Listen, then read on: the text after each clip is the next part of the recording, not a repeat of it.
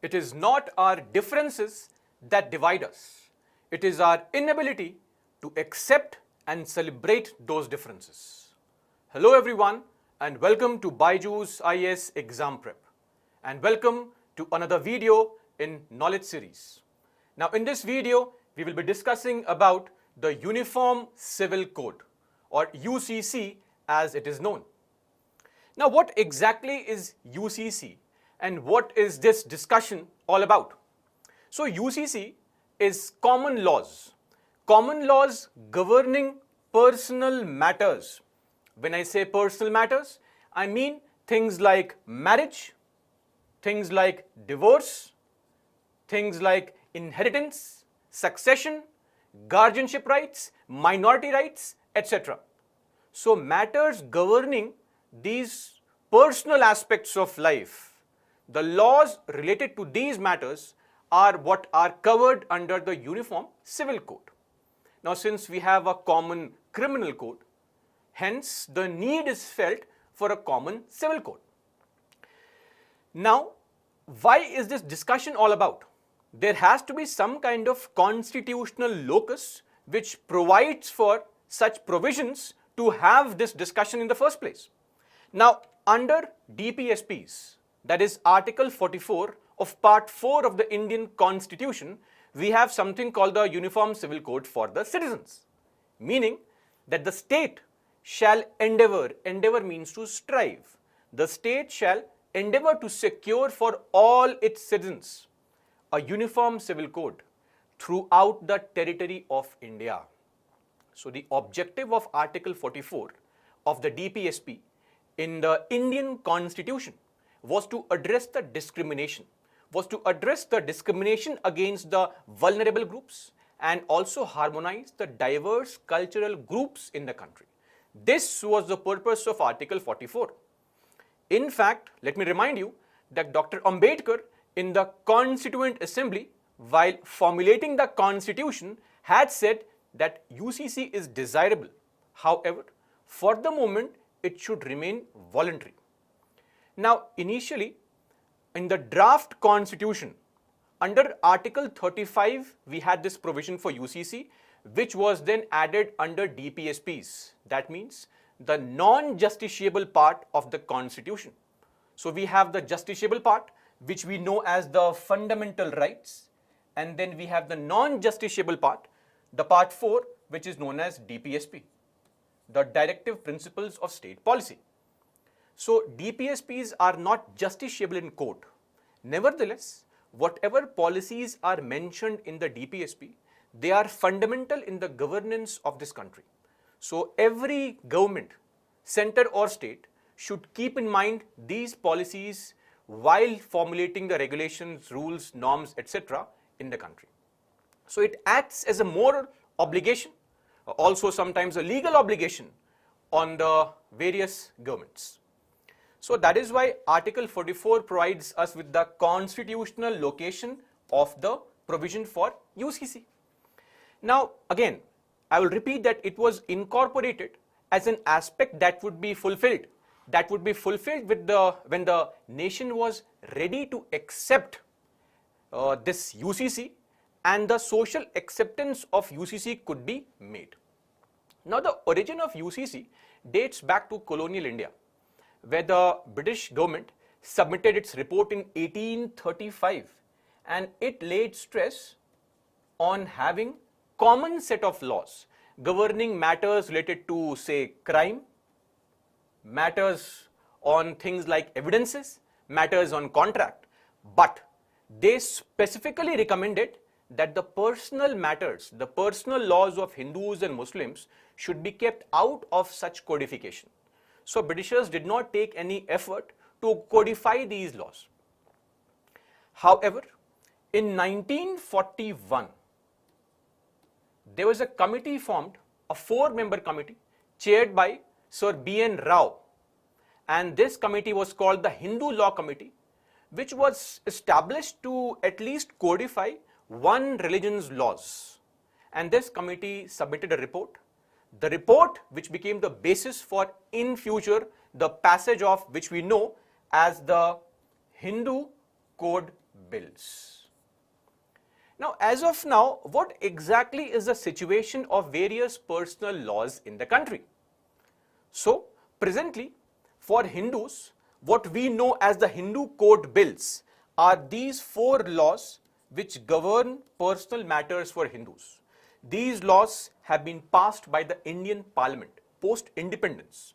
So, we have the Hindu Marriage Act 1955, the Hindu Succession Act 1956, the Hindu Minority and Guardianship Act of 1956, and the Hindu Adoption and Maintenance Act of 1956.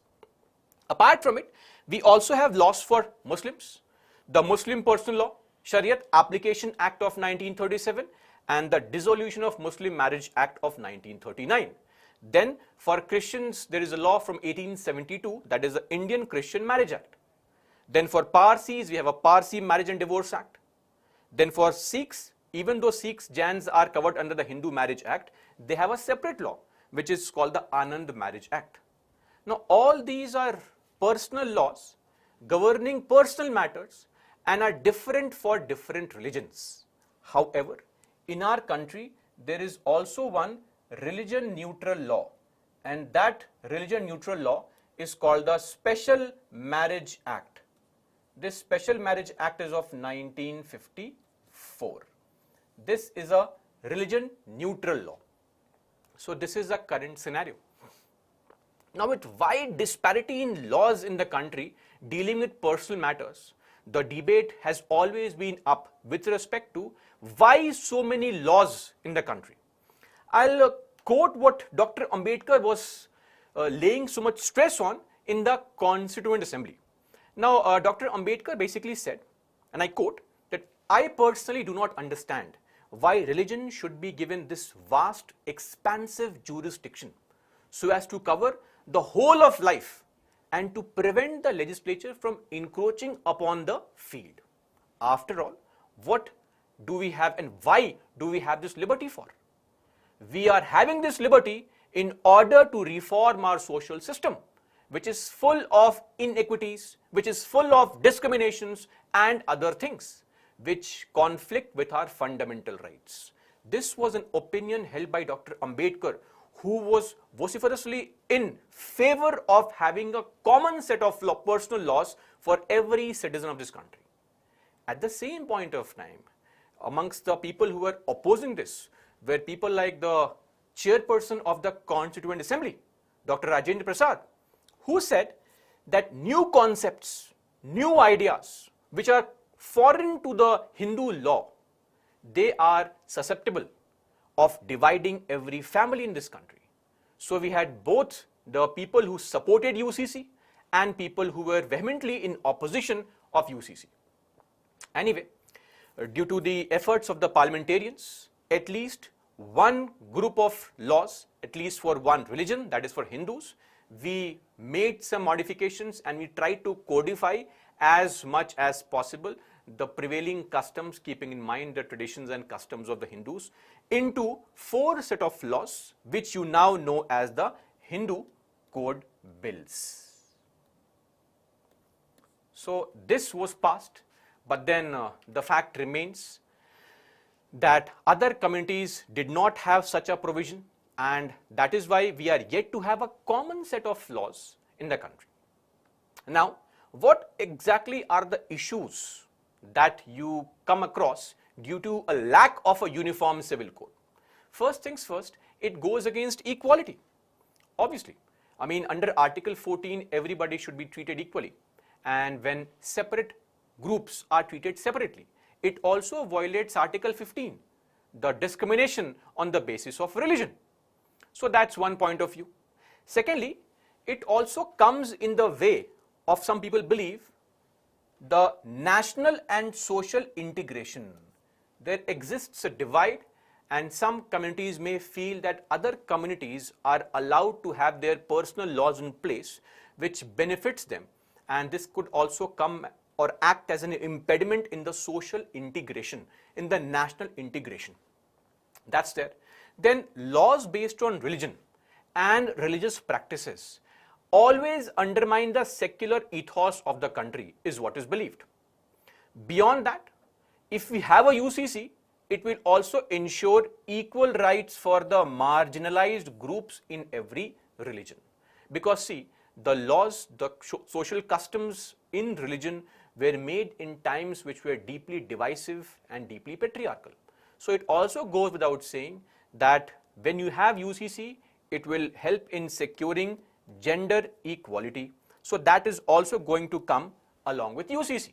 This means for women, as of now, we have equal place in the political arena. But do we have equal place for women in the family sphere? Not at all, because of the social customs and practices. So that is also something that will be incorporated. Beyond this, if you have various groups following different customs and practices, right, it is felt that it sometimes tends to create a sub-national identity, a nation within a nation, and it creates an acute sense of group consciousness which may threaten national unity at large. That's also a belief. Now, beyond that, so many laws in place also create a problem for the judiciary, because now they have to look into all these aspects and incorporate these aspects while they are giving judgments or verdicts. So, if you have a UCC, it will also ease the burden, the task of the judiciary. That goes without saying. You know, back in 1996, Prime Minister Atal Bihari Vajpayee called for a national debate on UCC during one of his speech while a no confidence motion was going on in the parliament. And we have seen as of now, especially in the recent times, lot of states are trying to propagate this idea.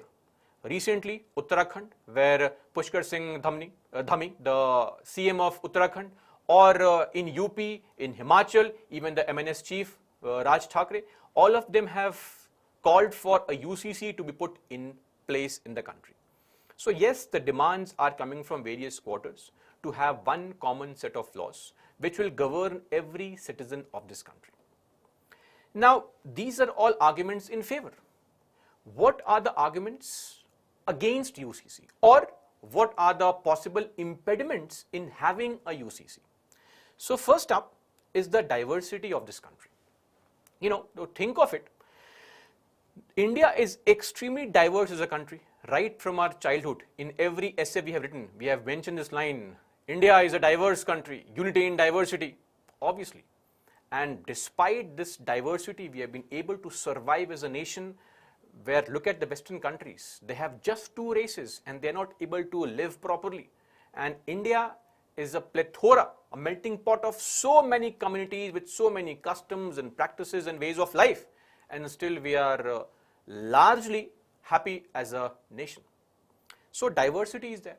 And how do you address diversity? Diversity can only be addressed and accommodated if we have various groups being allowed to practice their own social customs and traditions.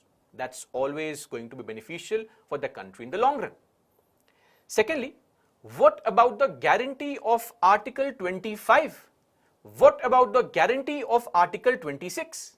Article 25 gives every individual the freedom to practice their religion, the freedom of conscience, the freedom to profess their religion, the freedom to practice their religion, the freedom also to propagate their religion.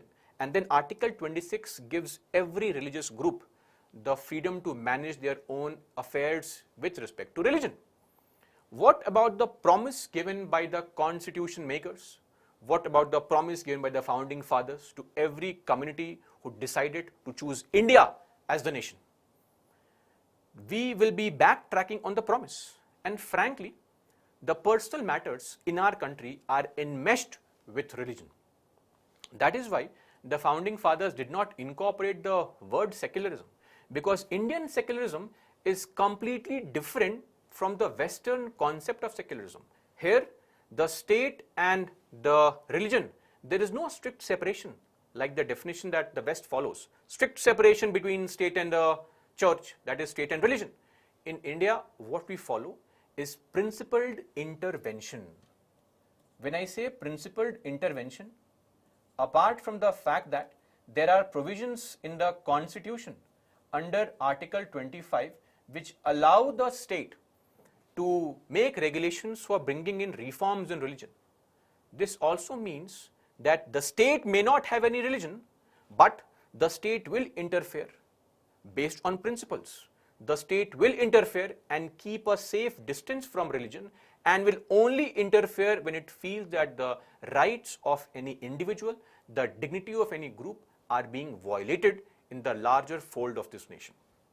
So, the guarantee and promise of Article 25 and 26 may also be violated if we enforce a common law on personal matters. Most people push for this argument that since we have a common law on criminal matters, why not a common law on personal matters? Criminal matters are beyond religion. Personal matters are deeply enmeshed with religion. So it is very difficult to equate and balance both of them. It's like comparing apples to oranges. Then,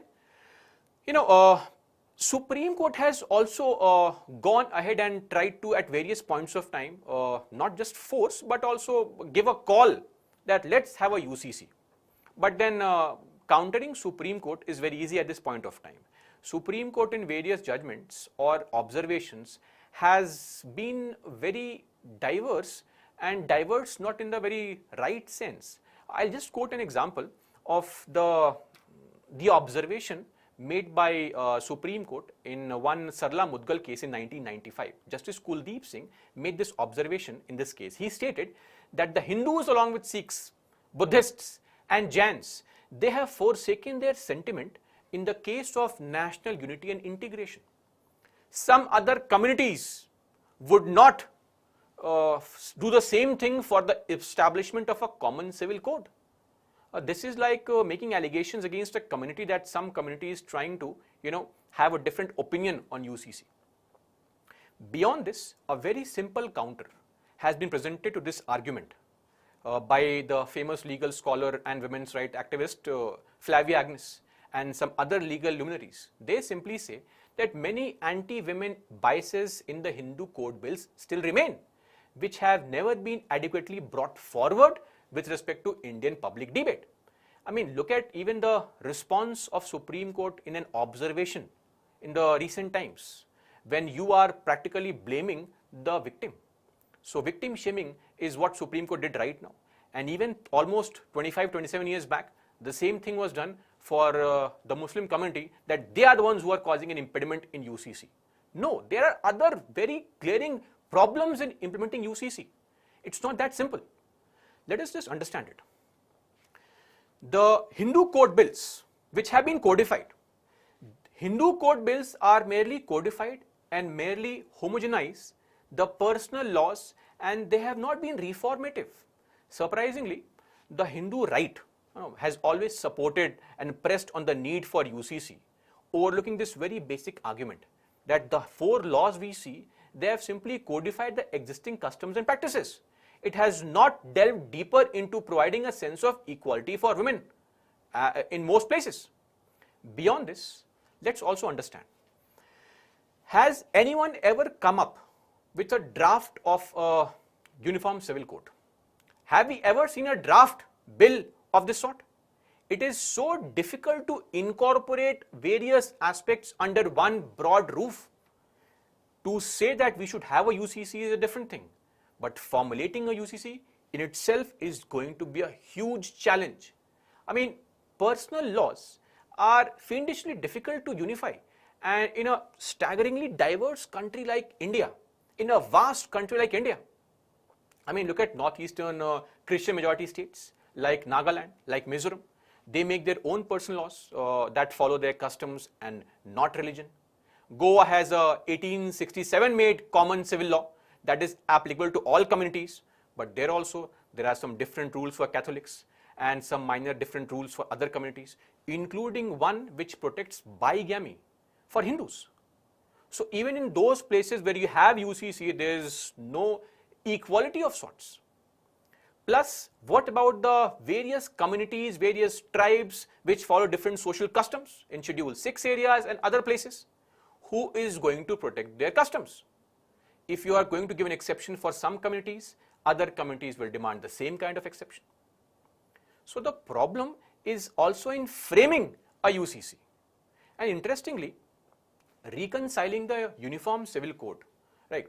The current dispensation wants a uniform law that freely allows marriage between religions and communities but various states also have anti-conversion laws, and it has enthusiastically supported curbing interfaith marriages. So the government itself is confused as to should we go about UCC or should we not.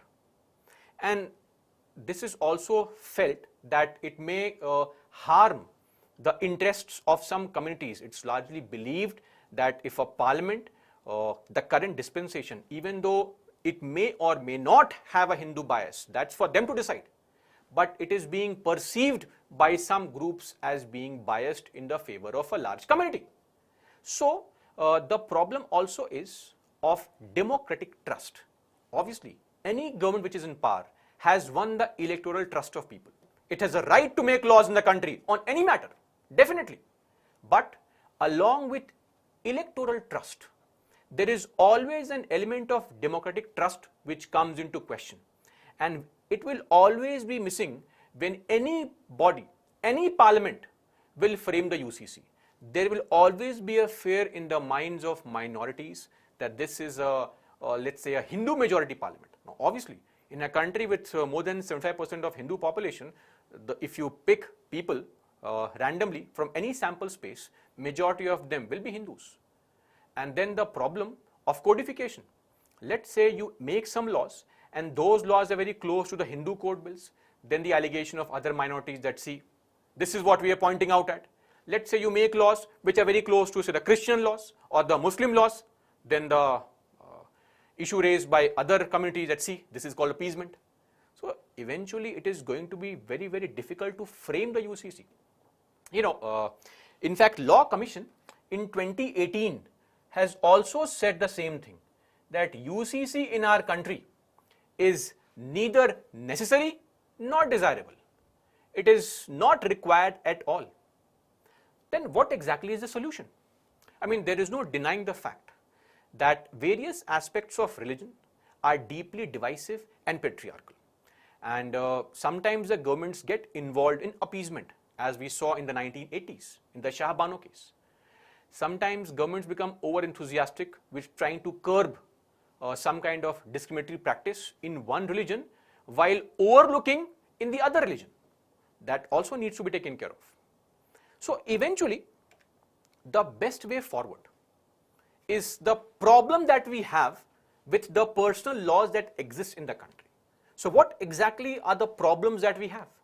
The problems that we have, number one, are the aspects in every social custom and practice which is derogatory to the dignity of individuals, which violates the freedom of individuals. Those practices have to be weeded out. They have to be removed. Any kind of practice which violates the dignity of individuals, dignity of women or certain groups, those practices have to be legally removed, repealed. That's the way forward. Beyond that, we can make people more and more aware, right? We can also promote the Special Marriage Act. And slowly and steadily, a better thing would be to try to formulate some optional UCC, asking people to get themselves registered under the optional UCC and spread awareness about this Uniform Civil Code.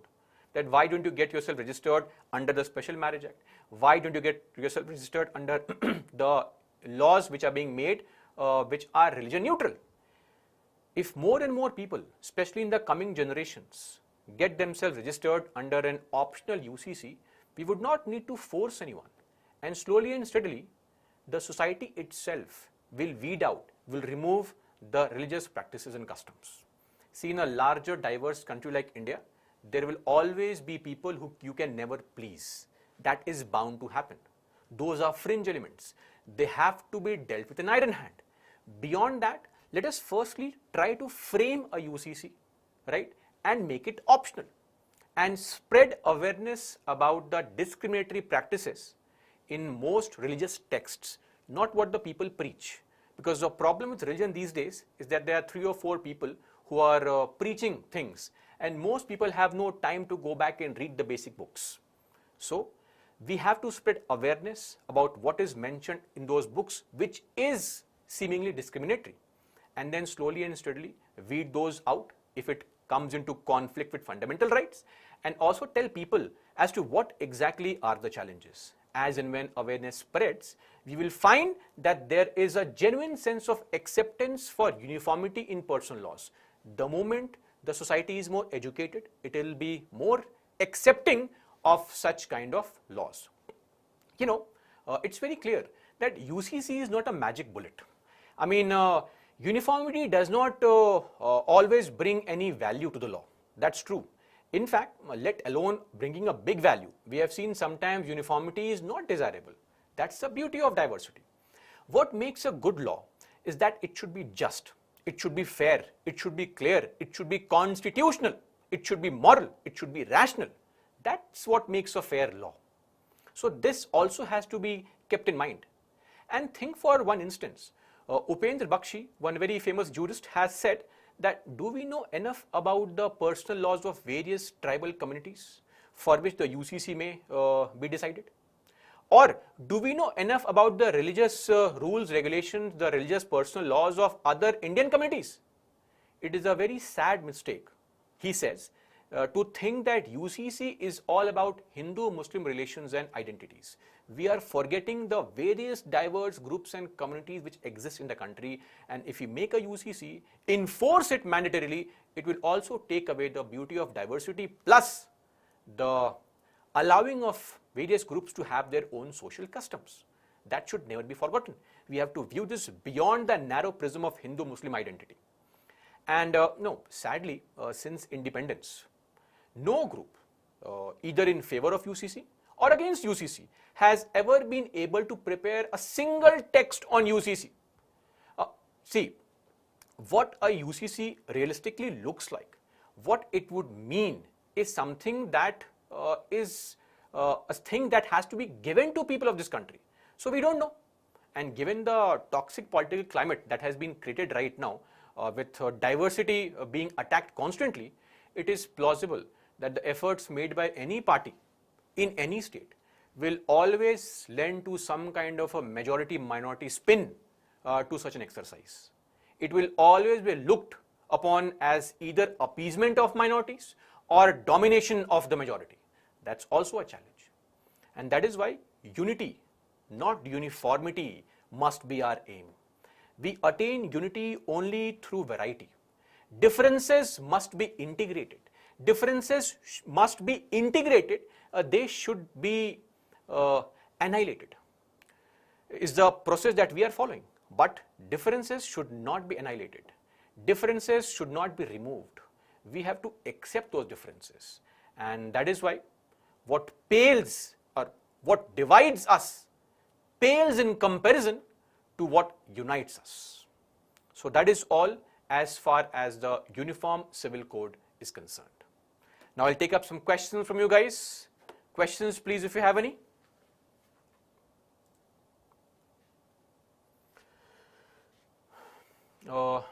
Dhulasi, is UCC affecting the religious freedom of people?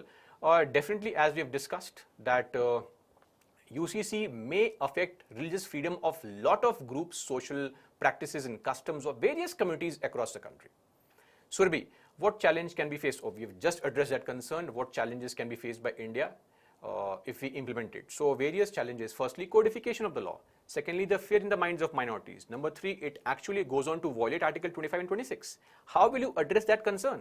I mean, the Supreme Court has always tried to support this idea, but then nobody is willing to address this concern. What about the promise and guarantee of Article 25 and 26? How will we arrive at that conclusion? So modifications are required in fundamental rights, but will it not affect the essence of rights? So that's also a problem. Does UCC affect reservations? Not at all. There is no relationship to reservations and UCC, no link as such. So there is no conflict between UCC and reservations. Reservations are a policy which come from Article 16, which relates to matters in public forum, public space with respect to education and public employment. It has no overlap with the personal laws. Komal, the current government's take, as I have already said, has been right from 1998. We have been witnessing that this government has been in support of UCC. Their manifestos have always contained, be it 2014 or 2019, the party manifesto of BJP has contained that they want to implement a UCC.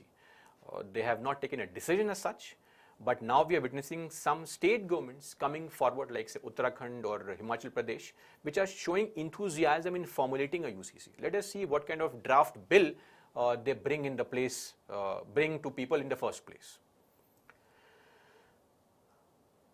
PA, can we say state is striving for UCC under DPSP where we have different codes for different religions?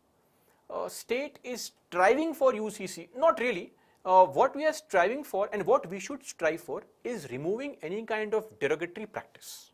That is what we need to strive for. I mean, if you are performing some religious practice in a certain fashion, it's up to you completely. I should not be concerned or bothered. But if your practice of your custom violates the dignity of an individual, I have a problem. Every Indian should have a problem. So our problem should never be with the way you worship your God. That's called freedom of conscience. My problem should be limited to ensuring that your practice of customs, your personal laws should not violate the freedom, the dignity of any group of people or an individual. Ashutosh, Special Marriage Act not made compulsory. This means you are enforcing UCC. So we can't make it compulsory again because see, there are a lot of practices. I'll tell you something. Like there are some people who you cannot marry. They are excluded from the marriage. But that also varies. If you go to Tamil Nadu, it would be appropriate for a person to marry a lady to marry her uncle. That is appropriate. But in North India, in the same Hindu fold, it may not be allowed. In Islam, it would be appropriate to marry some cousins, but it would not be allowed in Hinduism. So the problem is various customs have been incorporated in matters of marriage. The moment you enforce some law, you are indirectly enforcing UCC. So for that, we'll have to also look into the larger fold of various practices being followed by various groups. How do you encompass all those things in one common law? That's also a challenge. Manilal, UCC alienating minority community. It is like, you are enforcing those laws, a common set of laws on every citizen of this country, which means that now I have to abide by the laws you make and I have to follow the laws that you make, which may be in contravention to my religious practice. This means either I follow my religion or I follow the law. If the law violates any custom, any practice of mine, so if I am deeply religious, I'll always be afraid that see, you are trying to find out cunningly manifestly cunning ways to get around or try to you are trying to sabotage my customs, my practices by enforcing a common personal code on me. That is why it is felt that it alienates large groups of people. Akshaya, sir, is the state allowed to make anti-conversion laws? Is it legally and constitutionally right?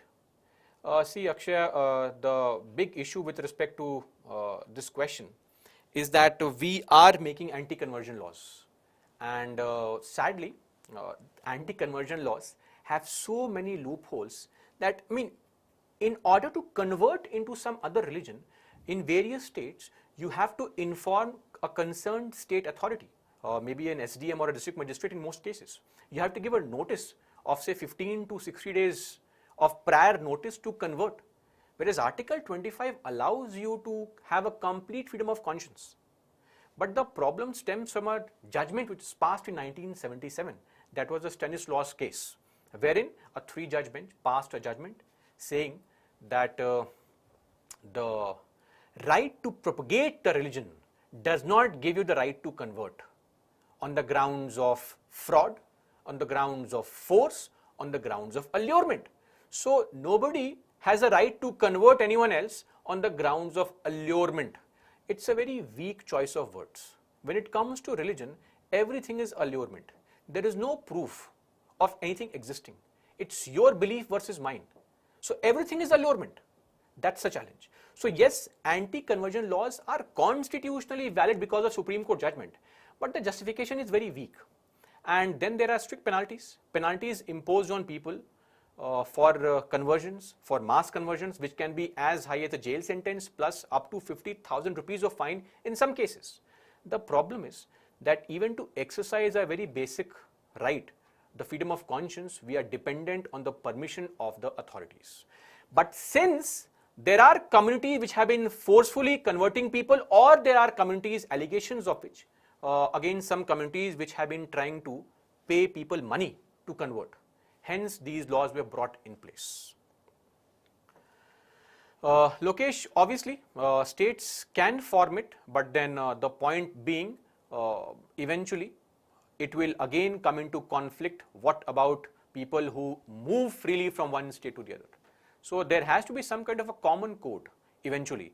Otherwise, different states following different practices in personal laws could result in a very haphazard situation in the country. That is why the better thing would be the center to come forward and clarify on what exactly is going to be their stand ultimately, right? But what we feel is that we should target those discriminatory practices. Beyond that, let the religious and social customs of every group remain untouched. You are free to do whatever you want to do, but it should not affect the dignity, the freedom, the liberty of any individual. Okay, so that is all as far as this video is concerned. We'll meet in the next video. Till then, that's all for me. Jai Hind.